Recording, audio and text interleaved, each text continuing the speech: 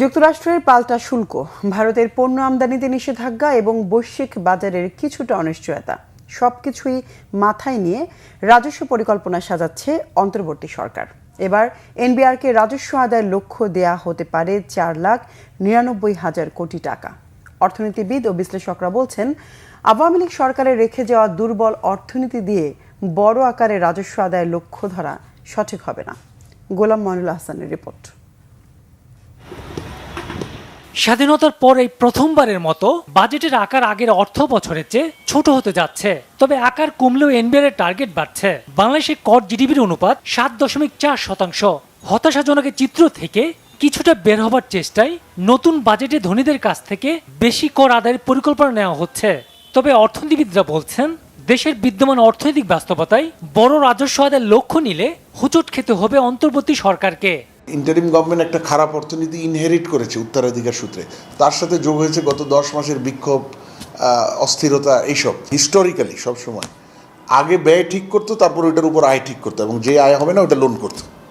এটা তো রং অ্যাপ্রোচ। আমাদের এখানে কোনো সময় বোঝার চেষ্টা করতো না আয়টা কত হওয়া সম্ভব, এবং এইটা ছাড়া বাজেট করলে ওই যে ঋণের বোঝা এটাই বাড়ে। রাজস্ব আদায়ের ক্ষেত্রে বড় লক্ষ্যমাত্রা নিয়ে এগোনোর সুযোগ কম আগামী অর্থ বছরে।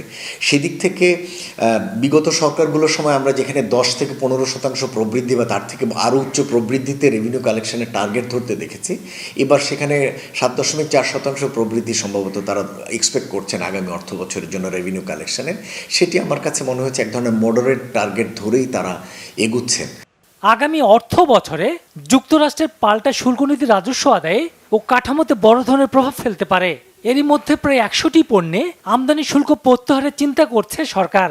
মার্কিন যুক্তরাষ্ট্রের সঙ্গে আমাদের যে বাণিজ্য সম্পর্ক এবং নতুন যে ট্যারিফ রেজিম আসতে যাচ্ছে, এর কারণে আমাদের আমদানি এবং রপ্তানির ক্ষেত্রে কী ধরনের প্রভাব পড়ছে এবং বৈশ্বিক অর্থনীতিতে কী ধরনের প্রভাব পড়ছে, যার ফলে আমাদের রপ্তানির পরিস্থিতি কেমন দাঁড়াবে এবং তার সাথে সম্পর্কিত আমদানিগুলোর পরিস্থিতি কেমন দাঁড়াবে, সেটিও কিন্তু আমাদের অভ্যন্তরীণ রাজস্বতে, বিশেষ করে আমদানি পর্যায়ে রাজস্বতে তার একটা ভূমিকা এখানে কিন্তু থাকবে। ট্রাম্প ট্যারিফ নিয়ে যে শঙ্কা আপাতত সাসপেন্ডেড হলেও এটা কিন্তু কনফিডেন্স ভেঙে দিচ্ছে গ্লোবাল ট্রেডিং কমিউনিটিতে, এবং ভবিষ্যতে বলা যায় না এটা আবার ফেরতও আসতে পারে। তো সব মিলে, এবং এইবার ওয়ার্ল্ড ব্যাংক প্রেডিক্ট করেছে অর্থ বছরে 3.3% মাত্র গ্রোথ হবে। সুতরাং আগামী অর্থ বছরে এই 3.3% থেকে আমি বের হতে তো আমার সময় লাগবে। আমি যদি 5-6ও যাইও, প্রথম 3-6-8 মাসে তো যাব না, আস্তে আস্তে হয়তো যেতে পারবো। যাবো নাকি সেটাও দেখার বিষয়। তাহলে সেই অনুযায়ী আমার রেভিনিউর এক্সপেকটেশনটা থাকতে হবে। অভিন্ন ভ্যাট হার 15% করার চেষ্টা বরাবরই ব্যর্থ হয়েছে বিগত সরকারের সময়। এবারও ভ্যাটের হার বৃদ্ধি নিয়ে আশাবাদী হওয়া কঠিন।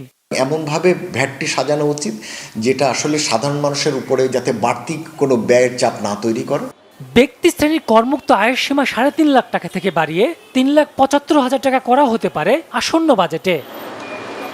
গোলাম মনিরুল আহসান, বাংলা ভিশন, ঢাকা।